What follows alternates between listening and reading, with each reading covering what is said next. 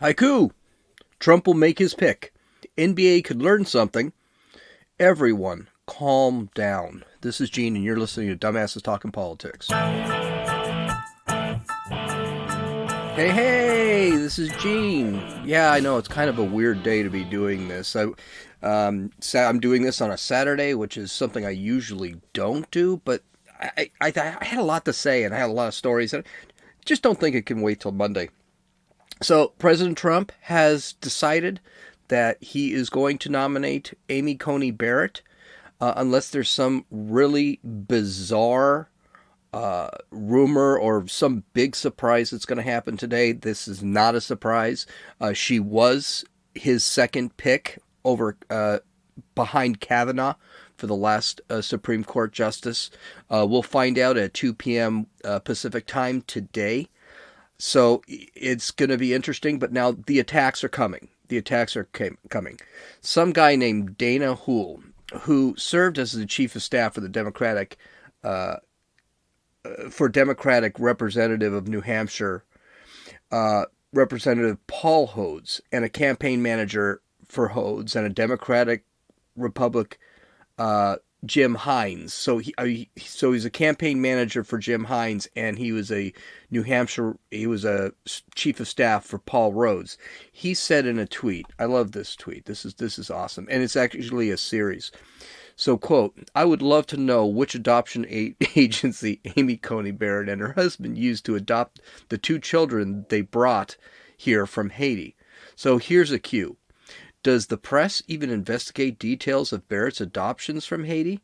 Some adoptions from Haiti were legit. Many were sketchy as hell.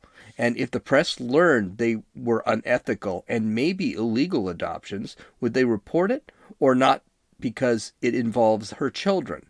Would it matter if her kids were scooped up by ultra-religious Americans or Americans were scrupulous intermediaries and the children were taken when there was a family in Haiti? I don't know. I think it does, but maybe it doesn't or shouldn't. I hope that the adoptions were fully legit and ethical. I hope that the investigates. That's why. This is his English here, but I'll continue.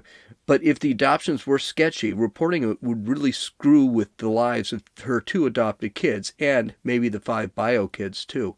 What the F is that all about? See, here's the whole thing. They're not learning from what happened with Kavanaugh. They are not learning from what happened with Kavanaugh. It's really, really disgusting when you start just coming up with crap. And he admits it. He doesn't know anything. But let's just dig in and let's see if we can find something. You know, it took them 30 years to find something to find something that might have happened with Kavanaugh. And then we find out nothing really happened with Kavanaugh. It's just, now you're attacking the woman's kids because of her religion? Because those crazy Catholics, they do weird shit, and maybe they kidnapped 2 black kids from Haiti. Oh my Lord. The South Bend reported, in 2009 discussion before the Notre Dame Club of Washington, D.C., Barrett said she and Jesse decided to adopt from Haiti because it was an impoverished country and because it was close enough to be able to visit as the kids became older. She and her husband debated over the years whether one should stay home with the children. She described plenty of soul-searching and anxiety about balancing the kids and work, but Jesse's aunt has helped watch the kids for years, and Jesse took on more home duties after she became a judge. What greater thing can you do than raise children, she said. It's what Barrett said. That's where you have your greatest impact in the world. Okay. Does anyone think, we got to understand something. She's a judge. She actually is evaluated all the time by the FBI and everybody else. She has a top secret security clearance. She is given polygraph tests. Does anyone really think she's going to illegally kidnap kids from Haiti so she can raise them as her own? It's just disgusting. Well, Hool got lambasted on Twitter. Bethany Mandel, a conservative editor, said, "This is effing evil as hell." Now, she's a conservative editor, she's a Catholic. You've got to get a lot to get a Catholic to blow her ass out like that. And by the way, she calls herself a neo-Nazi and a grandma killer. She's my type of editor. I need to start reading the Ricochet magazine. That's the one she actually publishes, because she's got to be absolutely hysterical. A woman that I always listen to on Fox News, and I do read her work on The Federalist, Molly Hemingway, tweeted, quote, "Nice children you've got. Shame if something happened to them." That's, end of quote. That's exactly what this Hool is basically doing. I'll continue the quote. "You know what you're doing is disgusting. You know it's indefensible and wrong. Stop doing it immediately. Have the barest amount of human decency and stop going after children for political reasons." You think? Do you know who doesn't attack children of political opponents? Republicans. Remember the press attacked Donald Trump's son on election night? Remember that Nick Sandmann was 17-year-old was thrown under the bus because he didn't hide and cower from some fraud beating a drum in front of his face? And realize they're attacking Kyle Rittenhouse right now for defending himself in the Kenosha from 3 known felons, including 1 child molester. Kyle Rittenhouse was 17. Do you really think we should be listening to the Democrats when it comes to defending children's rights? They don't give a rat's butt about it. It's really disgusting. And I'm really excited about next week when they actually have these hearings, because the left has no scruples, and it's just, I can't wait to hear what they're going to come up with next week.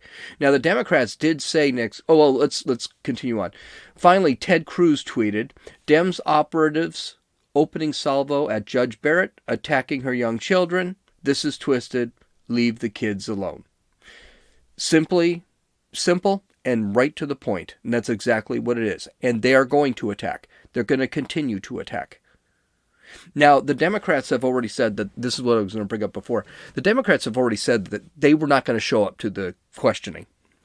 Well, there are 2 reasons they are going to show up to the questioning. The first reason is 2024. We got to think about that. And a bunch of the senators that are going to be talking are going to be sitting back and grandstanding because they need to get themselves ready, get their names out there for 2024. And this is going to be a big deal because Trump's going to win this election. I don't think there's any doubt. If Comey Barrett gets nominated in 22 days or whatever it's going to be, he's going to get reelected. It's 3 Supreme Court justices.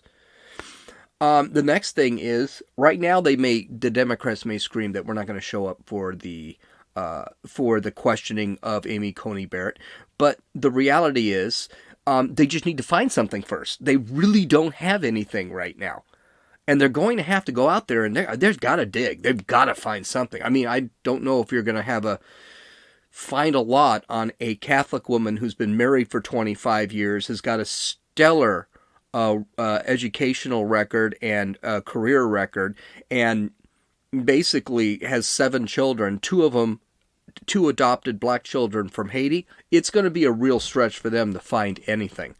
But they're going to. It's going to be really interesting. And remember, politics is fun. Don't get mad. Don't get mad. Nobody get mad. This is fun stuff. The world is on fire right now. And maybe it's the worst it's ever been in this country. Maybe not. I don't know. I do believe in a slapback. I do believe that the country is going to go back to normal. I really do believe it's going to go back to normal, but we could use 4 more years of Trump. And by the way, we could use quite a few years of Trump. Maybe not necessarily Trump, but I can't wait for 2024 either. Because I think the Republicans are going to put someone out there that's going to be far harder to beat than Donald Trump. The next story I'm a little bit on the fence about, and I know I'm being a little bit, how shall we say, really positive today. Maybe because I know Amy Coney Barrett is the one I actually wanted. But I understand what the Democrats are doing here. I don't think it's for the right reasons, but I get this, and it's good.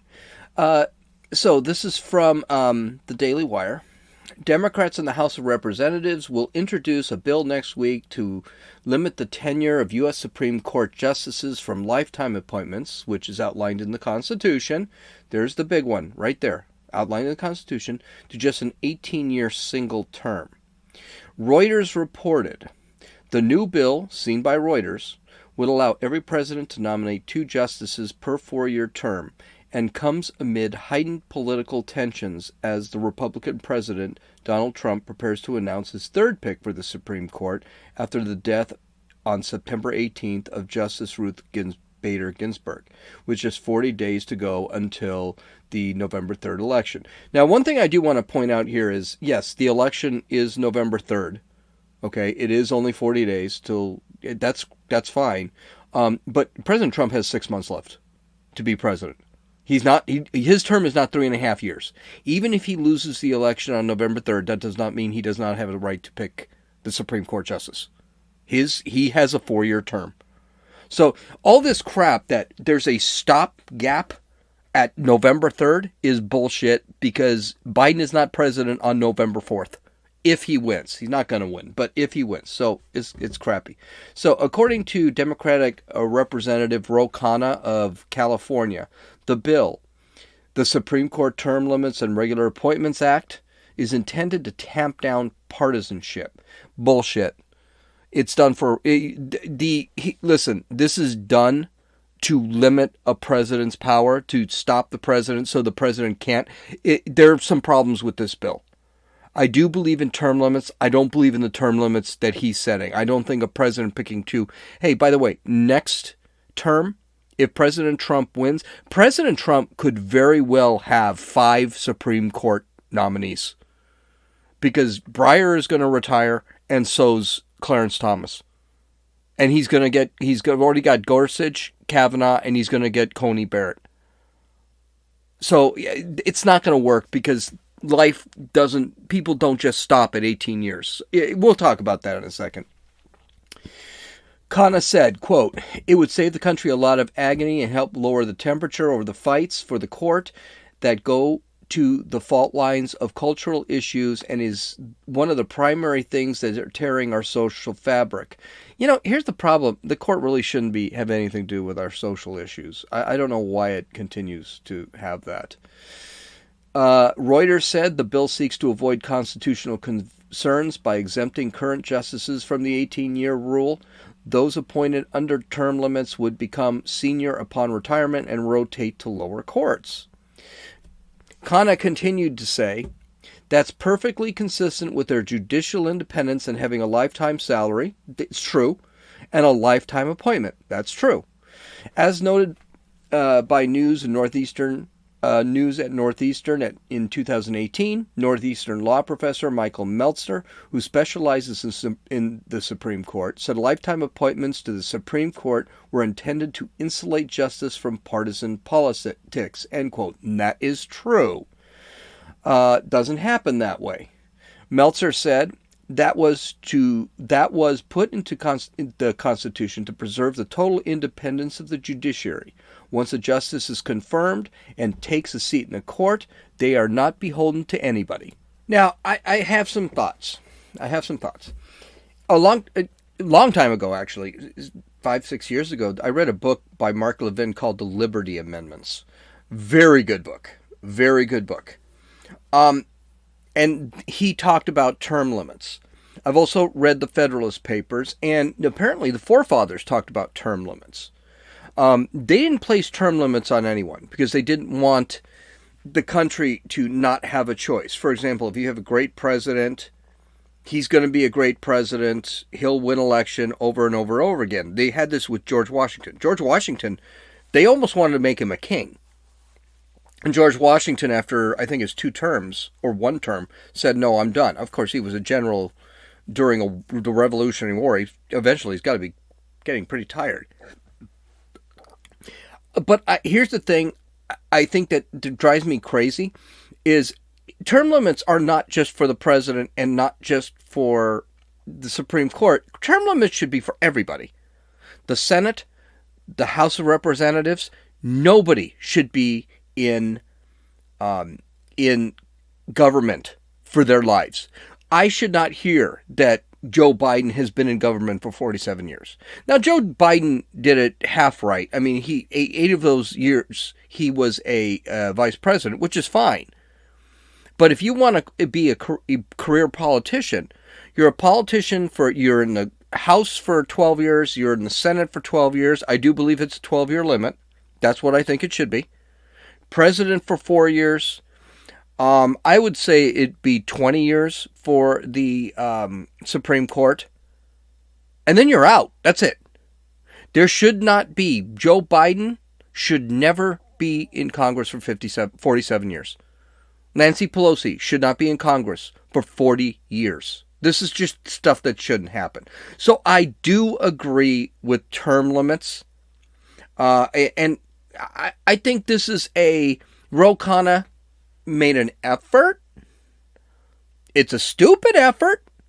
It is not an ethical effort. He's not doing this because he believes there should be term limits. He believes there should be term limits on judges that Donald Trump selects. We'll get into that in a second. The 18-year limit and the 2 picks per president, yeah, that's not going to work. That's just stupid. If you want to set a term limit, that's fine. But you better be very, very, very prepared that there may be a president in 18 years that's not going to be on your side. I do not think you can sit there and say, okay, 2 presidents, 2 terms, 2 picks per that's not going to happen. You have to keep the Supreme Court at the number of justices, and it has to be an odd number for any problems that may come. So you have someone that dies, not just 2 people decide to retire or they run their term limit, but someone dies. You cannot sit back and wait 2 years before you can elect another Supreme Court justice. This is stupid. All right. So this is what he's saying. So let's just say John Doe gets elected. 18 years later, you've got a Republican president. 2 guys are kicked out of office. 1 guy dies, and now we're going to go, and he dies on the 2nd year of the presidential term. Does that mean now the Supreme Court goes with 8 justices for 3 years? What happens if you had deadlocks or anything like that? It's stupid. So that's just dumb. It won't work. The Democrats, again, have great ideas for the wrong reasons. They're not here to do the right thing. Because if they did the right thing, they would want to set term limits for themselves. They'd want to set a term limit for the House of Representatives. They want to set a term limit for the senators. I mean, Joe Biden was a senator for 39 years. Do you think that goes a little bit over? And then he was a vice president for 8 years. I personally think the deadlock, and by the way, the deadlocks that Congress and the Senate have and everyone has, that's done on purpose by the Constitution. Read the Federalist Papers, read the Constitution. Well, the Federalist Papers are going to be better. But deadlocks are the point of government. Laws should not be easy to create. Now, the government has gone around that by creating bureaucracy, and now bureaucracy makes the laws, which is weird and shouldn't happen. And by the way, if you read Mark Levin's book, and I didn't mention it, it's called The Liberty Amendments. Read that book. It's really long. It's really dry. It's really good. Bureaucracy shouldn't be creating law. Supreme Court is now creating law. That's not what they were there to do. But once again, it's the Democrats doing the right thing for the wrong reasons.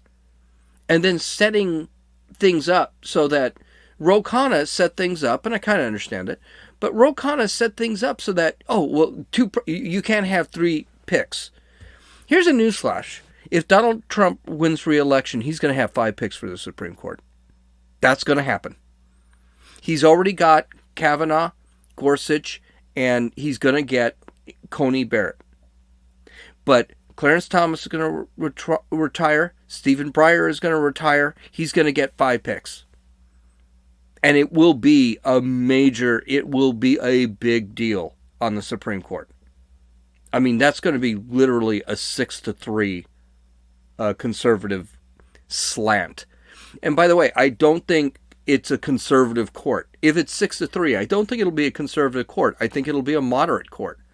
It'll be a center-right court, which is what it should be, because most of the country is center-right. But the reason they did that is not because we should have Supreme Courts. And just the simple fact that he put a limit on the number of picks a president can have shows that that's not what he meant. He doesn't want Donald Trump picking 5 picks. Finally, I'm sorry, Roe. You're wrong. You need a constitutional amendment. That's it. That's it. Constitutional amendment means you need 60% of everybody to support. I have to look up what it is to make an amendment. I know it's extremely difficult, but I think you need a majority in the House, you need 60% in the Senate, and you need 60% of the states, 38 states, to say yes, let's add an amendment. We haven't had an amendment in like 30 years. It's very difficult to get an amendment. Nobody can agree on anything. And by the way, I would actually support this amendment. Well, not this amendment from Ro Khanna, because I think it's crap and I don't think it'll work. Not because it's bad intentioned or anything like that. I just think the whole 18-year, 2 picks per president crap, I don't think that's going to work. I think that's just really dumb.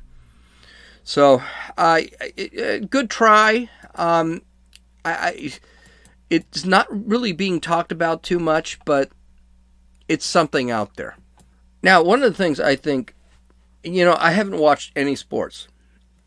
Last weekend I didn't see any football. This week I didn't see any football. I'm watching basketball with the people I live with, but outside of that, I don't watch basketball. I don't watch hockey. I don't watch baseball. I don't watch any sports. I've got better things to do. And I think the reason I don't watch sports much anymore is because of this social justice bullshit that the left has forced into the entertainment industry. Remember, we could watch movies, and we already knew the directors, everybody was left with movies. I mean, left. Even 10, 15 years ago. I remember The Day After Tomorrow. It was the most leftist movie you could ever see. But I was okay with that, because it was there for entertainment. The special effects were good. The story was interesting. And it remains one of the movies I see a lot. I just like the movie. I don't like the message. But I realize I don't like the message. But then the left has seeped into our culture, and now you got the NBA wearing that Black Lives Matter on the back of their jerseys and bullshit like that. I'm not interested. I'm just not going to watch it. The NFL is doing it. I know the right says the NFL, they're really screwing it, and they're really not. The commercials are screwing it up for the NFL, but it's not so bad. But I think the sports teams need to learn something. They really need to learn something. So, per the Daily Wire, former NBA stars Charles Barkley and Shaquille O'Neal pushed back on a lot of outrage that racial activists have been fomenting in recent days over the death of Breonna Taylor, noting that the case, while tragic, did not belong to the same category as the death of George Floyd. Now, okay, we'll go. The death of George Floyd was a tragedy. George Floyd did not die of Derek Chauvin sitting on his neck. Okay, he died of a fentanyl overdose. It's already been proven. It's been done. Now, does that mean Derek Chauvin's a good guy? Absolutely not. He should lose his job and possibly go to jail. Should he go to jail for murder? Probably not. He should probably go to jail for assault. That's what he did. So this is what Charles Barkley said. It's bad the young lady lost her life, but, we do have to take into account that her boyfriend did shoot at the cops and shot a cop. So, like I said, even though I'm really sorry she lost her life, I don't think that we can just say we can put this in the same situation as George Floyd or Armand Arbery. I just don't believe that. Okay, first off, Armand Arbery was not shot by the police, but his death was really covered up by the police. That Arbery was that guy who, in the suburbs of a Georgia town, was shot by two rednecks, and then the police basically just let it go. And one of the guys who was there was a former police detective. So Arbery is, you can actually debate that one. That shows actual corruption in the police department and the DA's office. So I believe that. George Floyd, yes, I think George Floyd was an extreme tragedy. Now let's remember something about, and Charles Barkley really points this out, and I like what he does. And I like Charles Barkley now. I hated him when he played for the Philadelphia 76ers. But I like what he points out here is that, guys, no, this wasn't that unjustified. These cops had the legal warrants. They didn't break into the apartment, which is what they should have done. If they had broken into the apartment, all these people would have been arrested. Everyone would have been alive. But they knocked and they identified themselves. The boyfriend of Taylor got a gun, shot at the police, hit one in the thigh, and the cop shot back. It was a legitimate shoot. There was nothing illegal about this. Nobody should go to jail for this.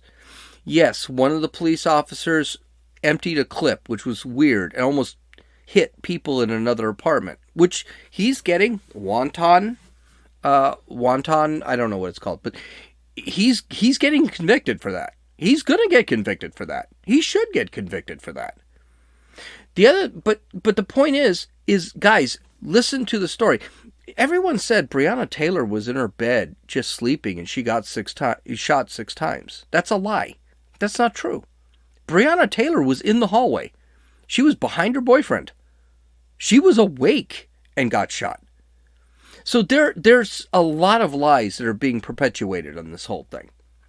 O'Neill then reportedly jumped in and agreed with Barkley, highlighting the aspects of the case from the law enforcement side of things. O'Neill said, quote, "I have to agree with Charles. This one is sort of lumped in. You have to get a warrant signed, and some states do not allow no-knock warrants. And everyone was asking for murder charges. When you talk about murder, you have to show intent. A homicide occurred, and we're sorry a homicide occurred. When you have a warrant signed by a judge, you are doing your job. And I would imagine that you would fire back." Barkley replied, "We have to really be careful on these, I hear these fools on TV talking about defund the police and things like that. We need police reform and prison reform and things like that because, who ain't going to defend the cops? White neighborhoods and rich neighborhoods. So that notion, they keep saying that, I'm like, wait a minute, we're just going. Who are the black people supposed to call? Ghostbusters? When we have crime in our neighborhoods?" That's the quote. I did make that up. That's what he said. "We need police reform. But like I said, white people, and especially rich white people, they're always going to have cops. So we need to stop that defund and abolish the cops crap." Absolutely correct. And here's something that was noted by the Daily Wire quite a while ago, actually. A Gallup poll conducted from June 23rd to July 6th, surveying more than 36,000 U.S. adults, found that 61% of black Americans said they'd like police to spend the same amount of time in their community, while 20% answered they'd like to see more police, totaling 81%. Just 19% of those polled said they wanted police to spend less time in their area. This was reported by Newsweek, by the way. The Daily Wire. Newsweek is an extremely left-wing outlet. Daily Wire is just quoting this. I'll continue. Quote, "Black Americans' responses to questions were nearly on par with the average, in which 67% of all U.S. adults said they wanted police presence to remain the same, and 19% said they wanted it to increase. Now, like I said, I hated Charles Barkley when he was in the NBA. That's because he was a brutal player, and the Lakers couldn't control him. And I was a Laker fan. Was. I'm not anymore. I don't know how intelligent Barkley is.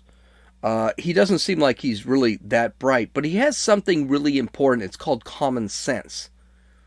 And he's rich enough that he doesn't give a damn about what people think of his opinions. He has gotten into trouble for his opinions before. This isn't the first time he's said something controversial.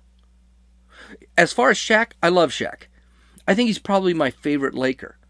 I'm not surprised that he agreed with Barkley, and I'm not surprised he is actually pro-cop. Don't forget, in one of his comments, he said, and everyone, intent, homicide, not, when you have a warrant signed by a judge, but I don't know what but he had mentioned we. He had mentioned we. Let's not forget, Shaquille O'Neal was a reservist police officer in Louisiana. He was actually, when he retired, he became a police officer, carrying the gun and everything. So you know he's got a little bit of a heart for the police. Not to mention he's funny as hell. That's why I like him. Good for these two, and the NBA should be listening. Their ratings are down 50% because of all this social justice warrior bullshit. The reality is 81% of blacks agree with Shaq and Chuck. Over 81% of all communities believe in what Shaq and Chuck were saying. Matter of fact, they're not preaching, they're saying what they think and everyone else believes. The NBA better get their heads out of their asses because they're really losing. And they're losing because idiots like LeBron, who is an idiot, ain't selling tickets anymore. No one's watching it on TV. No one's watching it on TV. The Lakers may win the championship this year, but I can guarantee you I'm not going to be watching it. Because this is my protest. My protest is a free market protest. LeBron James wants to play basketball and be an idiot. I don't have to watch LeBron James play basketball and be an idiot. He doesn't have to get any of my advertising dollars. Doesn't have to get any of my ratings. Screw him. That's what I've got to say. I want to end my podcast with Biden bobbling. And especially a Biden comments, because you're not hearing any Biden comments these days. Well, I mean, when he decides, Biden's been hidden away now for 18 days.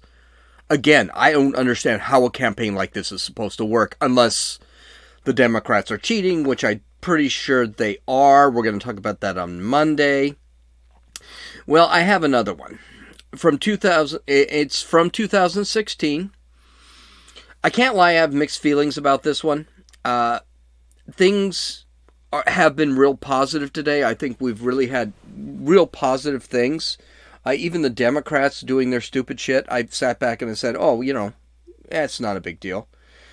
You might not like it, but it is what it is. So let's talk about this. At first, here's Sleepy Creepy Joe talking to a bunch of military folk, and he makes a comment that probably is, he kind of bumbles the guy. You can barely understand what he says anymore. He is so off. But here he is. Listen to what he had to say. 1, I married Jill. And 2, I appointed Johnson to the academy. I just want you to know that. Just clap for that, you stupid bastard. There was a time I was in a meeting and I made a joke that was inappropriate. It wasn't a terrible joke. I didn't think it was. I didn't think it was anything that should be offensive.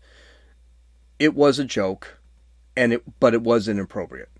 I got into trouble, was crucified in HR, but dealt with my punishment over. This is exactly what happened with this Joe Biden comment. But there are things I think this shows us, not about Joe, but about the media. This happened in 2016. Why hasn't this been reported yet? If Trump made a comment like this, it would be widely reported. Hell, they make up comments that Trump supposedly said. Why did this take 4 years for this to come out? Would Trump get the same consideration? Of course not. Biden just bitched for an entire town hall about how Trump hates the military. And that was disproven by people who were actually there. It was debunked. It was made up. It was bullshit. Why was this story not a thing? Those are rhetorical questions. I don't have an answer. Well, I do, and so do you. So we know what's absolutely going on. But here's the thing that bothers me, and this is it's the criticism from the right. Joe Biden just made a joke. It was a joke.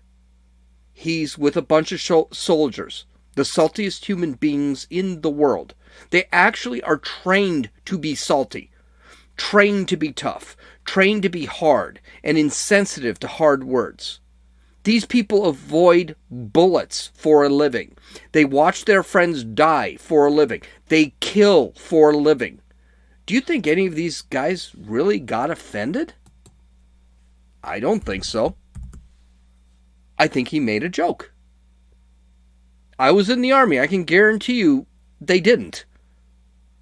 So why are conservatives getting offended? Here's the thing.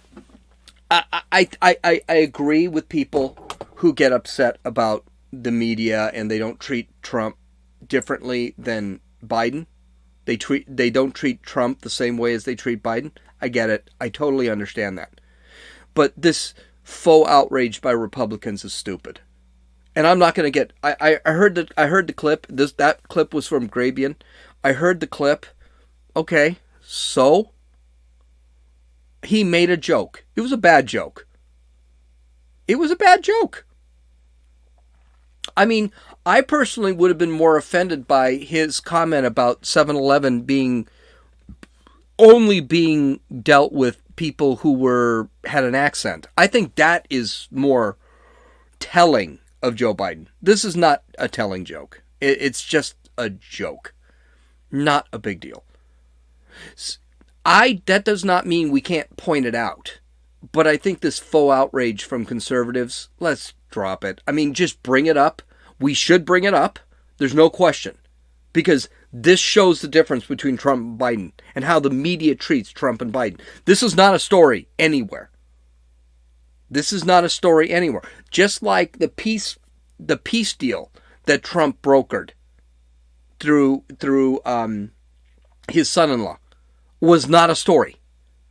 We just need to point that out. We don't need to have this faux outrage. So I end that on a positive note. So when you hear Biden say, make a joke, and it's a stupid joke, it's an insulting joke, there's no question it was, but it was a joke. If I said that in a meeting at work, I would get written up, and I'd deserve it. So, but let's not make more out of something than it is. Okay, so you can follow me on Twitter at RunninFool, RunninFewl. You can download or listen to this podcast on Apple Podcasts, Podbean, Podcast Addict, Stitcher, and YouTube. You can visit my website at www.dumbassestalkingpolitics. You can look at my show notes. You can look at my links. You can look at my video and audio and any graphics that I have. You've listened to Dumbasses Talking Politics. Have a great weekend and go Amy Coney Barrett.